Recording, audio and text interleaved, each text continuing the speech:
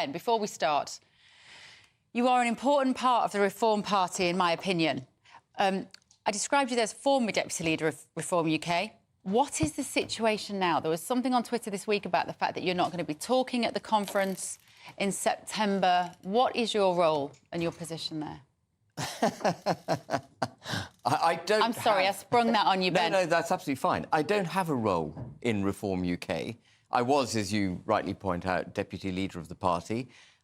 Richard Tyson and I spearheaded the party. We took it from 6% in the polls to 16% when Nigel came back as leader.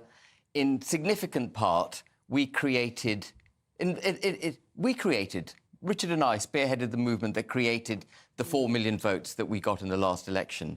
And I'm sure there are many millions more who would have voted for us, but for the fact that they were scared of a Starmer government and, you know, all that narrative about splitting the vote. And my obligation, and what I feel is critical, is that people like me and Richard, who march these people to the top of the hill, now don't let them down. They've been let down so many times before, in the vote for Brexit, in the general election in 2019 when Boris promised he'd deliver Brexit and then delivered the terrible storm into which the country was delivered by him and his cabinet. And what Nigel, the leadership, and whether or not I'm in the leadership is academic, I will be fighting for the protection and promotion of the promises that we've made to those 4.1 million people that voted for us and the many millions more who will support us if we keep those promises. That's what my aim is. So you're still there, you're still involved.